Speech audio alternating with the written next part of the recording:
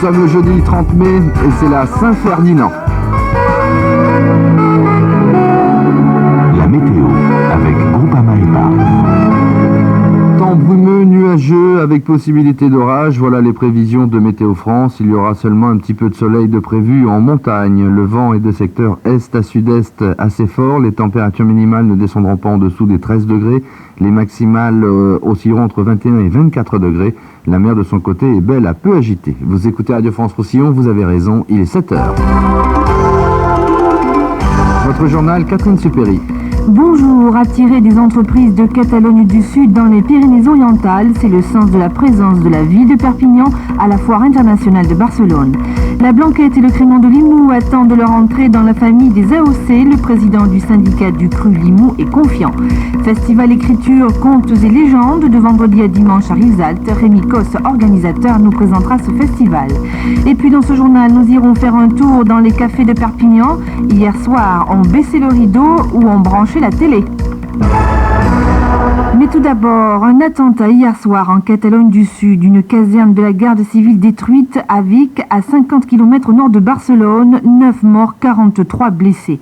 Hier à minuit, cet attentat n'était pas revendiqué, mais les autorités espagnoles dénoncent, soupçonnent l'organisation indépendantiste basque ETA. Selon les premiers indices, l'attentat aurait été provoqué par une voiture piégée introduite dans la cour de la caserne. Il s'agit du deuxième attentat en 6 mois commis dans un site des Jeux Olympiques contre les forces de l'ordre. Le 8 décembre dernier, le commando barcelonais de l'ETA revendiquait un attentat à la voiture piégée à Sabadell, à 30 km de Barcelone. La petite ville de Vic est également sous site olympique pour les épreuves de hockey sur patin. La Catalogne du Sud toujours, mais pour les besoins économiques, la ville de Perpignan est parmi les 367 exposants de la Foire internationale de Barcelone. Il s'agit pour elle d'attirer dans le département les investisseurs. Le département a pour cela plusieurs atouts et des entrepreneurs du Sud se montrent déjà intéressés. C'est ce que nous dit depuis Barcelone Patrick Félicès. Pour la mairie de Perpignan, sa présence à la Foire internationale de Barcelone a plusieurs objectifs. Entre autres, présenter son urbanisation, rapprocher à travers la Chambre des métiers les petites et moyennes entreprises des deux pays, développer l'intérêt des étudiants catalans envers l'université de Perpignan, mais surtout, et c'est dans ce secteur que les efforts sont les plus poussés, attirer les entreprises espagnoles à s'installer à Perpignan.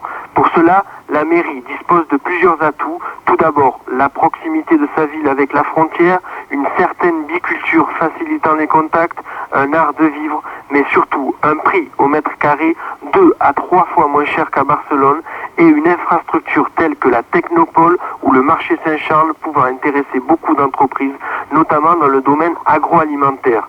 Selon Pascal Aigret, le chargé de mission à la mairie de Perpignan pour les relations avec la Catalogne, une quinzaine d'entreprises espagnoles semblent déjà intéressées. Le CIDEM, organisme catalan chargé du développement des entreprises, a lui aussi montré un grand intérêt, mais surtout, la Chambre de commerce de Barcelone pourrait devenir un partenaire important de la mairie. On parle, entre autres, d'un projet entre le port autonome de Barcelone et le marché Saint-Charles. De Barcelone, Patrick Félicès, Radio France Roussillon. La Blanquette de Limoux, bientôt classée. Le président du syndicat du Cru des appellations contrôlées, Blanquette et Crémant, attend que le dossier soit examiné. La décision n'est pas encore prise par l'Institut national des appellations d'origine. Mais en attendant, Achille Guéda, président du Cru Limoux, est confiant. Il profite de la session ces jours-ci de l'INAO pour faire avancer son dossier. Parmi les productions du Limoux, 4 appellations sont concernées, explique-t-il à Jean Forneris. En premier lieu, la plus connue, qui est la Blanquette de Limoux, méthode champenoise. Nous avons également une Blanquette méthode ancestrale, qui est la méthode rurale. Nous avons depuis août 1990 le Crémant de Limoux, mais nous avons aussi un vin blanc tranquille, le Limoux, à base exclusivement de Mozac. Le dossier qui nous préoccupe en ce moment, c'est l'extension de certains cépages rouges à cette dernière appellation Limoux, qui apporterait un plus pour notre région, puisque nous faisons des vins de pays de qualité et qui, je pense, peuvent un jour ou l'autre prétendre à la cession à l'AOC. Ça concerne combien de viticulteurs? Ça concernerait environ, les AOC blancs concernent 700 viticulteurs, Et nous aurions certainement 200 à 300 viticulteurs de plus qui seraient concernés par les rouges également, ce qui nous porterait le nombre à 1000 ou 1100 viticulteurs. Il sera plus cher de le dire avec des fleurs. À partir du 1er juillet prochain, augmentation de la TVA sur les fleurs. Elle passe de 5,5% à 18,6%. Une délégation d'horticulteurs a fait part hier de son mécontentement à un conseiller technique de l'Élysée. De son côté, le groupe d'études de l'horticulture à l'Assemblée nationale affirme que cette augmentation va amplifier les difficultés des horticulteurs français déjà défavorisés face à d'autres pays européens. Radio France Roussillon, 7h05. On baisse le rideau ou on branche la télé, réflexe des cafetiers hier soir à Perpignan qui, Coupe d'Europe oblige, devait s'adapter aux désirs de la clientèle. Tout cela pour assister à l'exaspérante défaite de l'OM, battue 5-3 au tir au but par l'Étoile Rouge de Belgrade. Tout de suite, le reportage de Jean Forneris. Bon, on a ouvert, mais là, bon, il n'y a plus personne à la gare, donc on ferme. Hein. À cause du match, bon, tout le monde regarde la télé, hein. Donc c'est pas la peine de rester ouvert jusqu'à minuit. Hein. Disons que bon, ils ont fait ça au centre-ville, ils ont mis un écran, bon, on n'a pas fait, c'est tout. On a toujours été très sportifs dans la famille, on a toujours apprécié le foot. Vous avez d'autorité mis la première chaîne? Tout de suite. C'est prévu déjà depuis plusieurs jours. Et vous avez une clientèle un peu différente? Pas particulièrement, mais les gens aiment bien l'ambiance. Vous n'avez pas gonflé les prix ce soir? Pas du tout. Les clients viennent comme d'habitude, ils le savent, on prévoit, et ce soir-là, il n'y a que le football qui compte.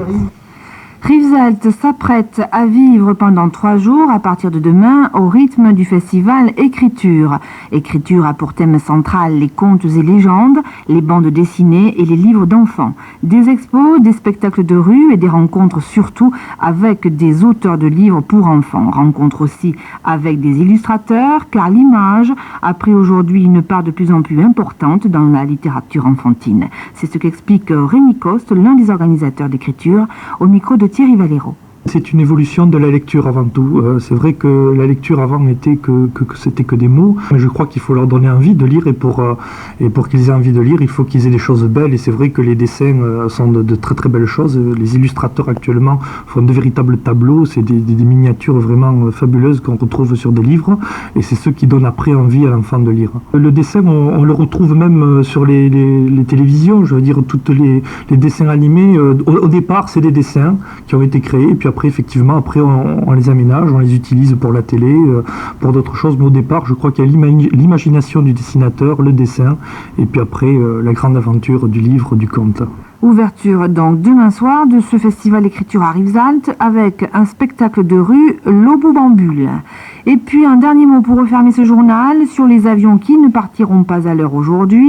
Annulation du vol en raison des grèves sur Air Inter, Paris-Perpignan de 10h40 et Perpignan-Paris de 12h45. 7h07 sur Radio France Roussillon. Vous retrouvez tout de suite Patrick Mas.